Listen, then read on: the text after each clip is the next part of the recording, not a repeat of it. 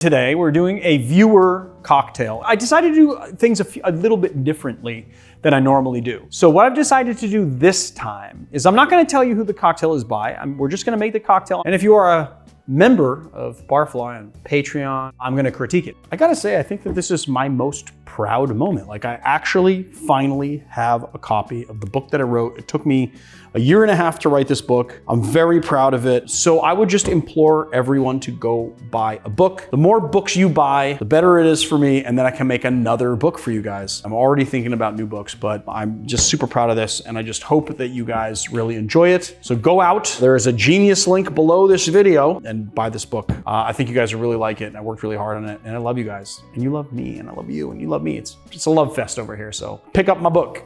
I think we will do the well-traveled man in this glass. Luckily, I don't have to cut any ice because guess what? I got cubes. But we're gonna have to make it in a mixing glass anyway. So let's get the mixing glass out and get this underway. Taking a few liberties with this cocktail because I do not have lavender bitters and I couldn't find Scrappy Lavender, which is the only bitters company I know that makes solo lavender bitters. So we got lavender cucumber, and that's what we're gonna be doing. So first thing we're gonna do is just a couple dashes of lavender cucumber. And by a couple, I mean, that was really 3. The first one didn't really come out. And then we're gonna do 1 Barspoon of Maraschino liqueur. It's a very simple cocktail. It's like not much to it.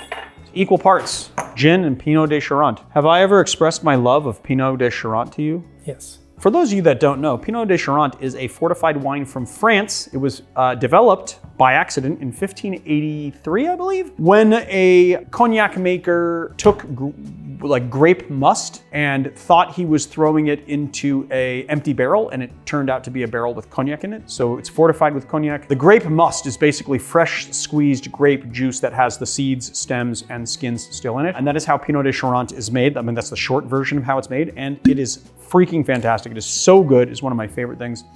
You guys should all have a bottle of this in your fridge. We're gonna do 1.5 ounces of Pineau de Charentes and 1.5 ounces of gin. I think this Kenobi gin is gonna go really well with this. So it's nice and floral. It's gonna really, it's just gonna be like with the maraschino and the cucumber lavender bitters, it's gonna be nice. And we're just gonna do 1.5 ounces of the gin as well. You know, honestly, I did not get in the directions and I forgot to ask its maker whether or not he did this on the rocks or not, but it's so delicate that I think this might actually have to go into a coupe. Because even if the person did it on the rocks, I feel like it shouldn't be. It's very delicate flavors. I feel like it's just gonna need to go in a coupe. Where is my... Where did I put the ice tongs, buddy? Come on. Oh. Right where they should be, in the drawer. Hey, where the hell's my assorted tape? This is tough! Oh, got it. All right, I'm gonna just do some ice. I like to crack that first cube, as you know. So, you know, do yourself a favor and crack the first cube. So this is the old stirry pants. Excited to give my thoughts on this. I wanna say that this is probably something that would benefit with like a little stripe of lemon, so maybe we'll do that. But we shall taste what the maker, and then we'll futz with it a little bit to either improve it if we can. Did I say the name of this cocktail? It's called The Well-Traveled Man, which is a wonderful name for a cocktail.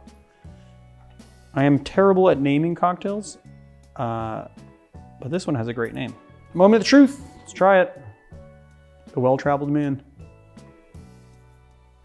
Really delightfully sharp. The Pineau kind of takes it, but what's nice about the Pineau is that the Pineau de Charentes is delicate in flavor and it has that grape must flavor. It's got a little bit of that. You can tell that there's a little bit of that cognac in there, little barrel aged notes, but then you got all of those botanicals in the gin. The Kenobi gin is really floral and very bright. It's just nicely sharp. And the lavender bitters come in pretty nice. So you got that going for it, maybe like slightly tangy on the finish. But then what's nice is that the lavender bitters plays up the botanicals in the gin. And so you get this nice floral note and then it's nicely sharp. It kind of reads like a cocktail with a little citrus in it, even though it has no citrus. There it is, The Well-Traveled Man.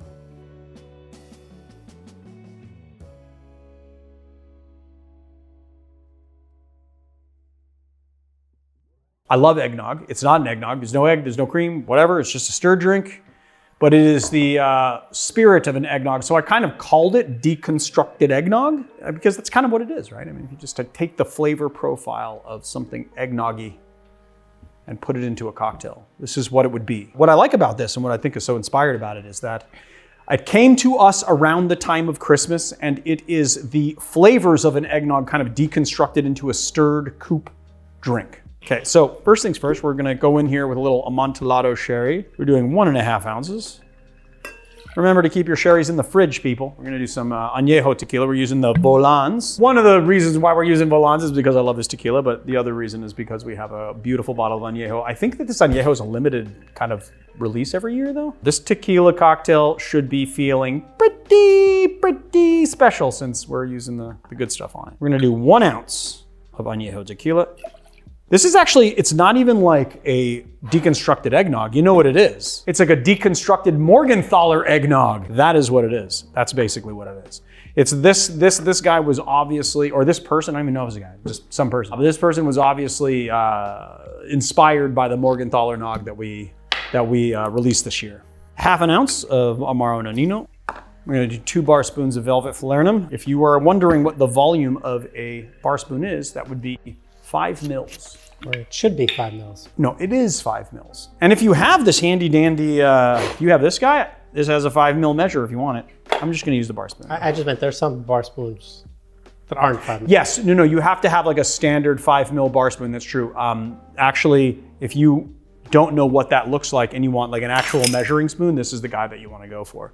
This is the one, this particular one is the one that actually has a 5 mil bowl, but this one I can equate 5 mils with, but now that we have this out, we might as well use it. We're gonna do 2 of these guys. 1, 2. I'm excited about this. It's kind of giving me like tropical Christmas vibes, even though it's well after Christmas. I know. You know what though, Marius? I do think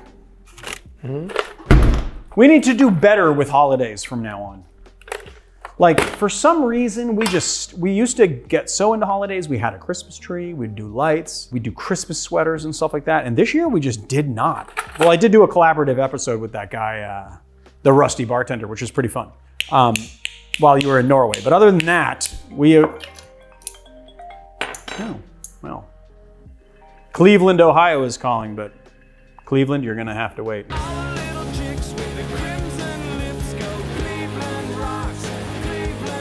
I'm gonna turn my ringer off.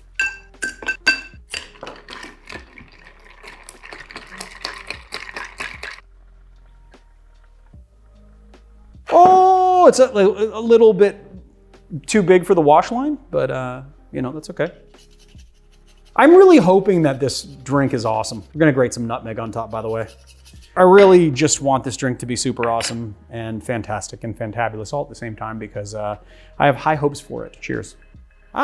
I think that like just looking at the specs, the flavor profile is 100% work, but. Well, it's very, very, very sherry heavy. It's very sherry heavy, which I do like the sharpness of the cocktail, but I will say this, the sherry tequila combination along with the Nonino definitely gives it like a very eggnoggy aftertaste to it. So in that sense, I think that it does definitely work. I think that basically the reason why Morgenthaler's eggnog works with a higher amount of sherry and a less amount of tequila is because the cream and the egg stretch out and sort of temper the flavor of the Amontillado Sherry, whereas here it's incredibly concentrated. So, I mean, it's basically a Morgenthaler eggnog with no cream and eggs. He had Nonino in there, which gives it a little bitterness. And I think he was trying to do that to fight the sweetness, but there isn't enough sugar in here to really call it sweet. Because Amontillado Sherry, I guess, could be in some way sweet, but it's also really sharp. Anyway, that's my 2 cents on it. I think that this is a very interesting idea. I just don't know that it works the way that the creator intended it to work, but it is a very solid idea, and I love the concept. So there it is, the deconstructed Morgenthaler eggnog.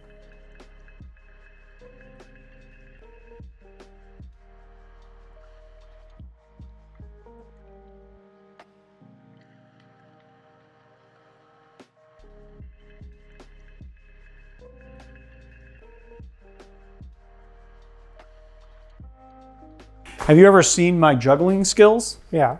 Have you? Mm-hmm. Has the viewers? Not in a long time. Not in a long time, but yes. I think I want to Well, let's see if I can still do it or if I'm gonna completely fail at it. And let's please not hit the glass. Like, literally, that would be my luck. Ooh, I don't know. Oh yeah, I still got it. Old guy still got it. Today's Educated Barfly video is sponsored by the Educated Barfly. I don't know if you guys know this, some of you do, some of you don't, but we've got lots of really good products in our store and we are constantly adding to those products. One of our very new additions, freeze-dried garnishes. So whereas a dehydrated garnish gives you sort of like a more tea-like caramelized scent, the freeze-dried version of that is a little bit brighter, and then all the sugars when you freeze dry it come to the surface, and so you get a very bright, fresh orange flavor. These guys have been a real big hit since we put them in the store. We get lots of orders for them. We also have a little bit of glassware. We have our now kind of iconic Nick and Nora style glass that we did in a regular and honeycomb pattern. This is a 6-ounce glass, kind of Nick and Nora style. And we have a brand new, more coupe style glass. It's 7 ounces. We also have the honeycomb pattern in this as well. So if you're a fan of the channel and you want to help us out, this is a very good way to help the channel and then also get something out of it. A lot of this is the glassware that you see in our videos, and so you'll be able to recreate the same cocktails that we make in the studio at home with the best possible recipes, the best possible instructions, and now the best possible glassware and garnishes.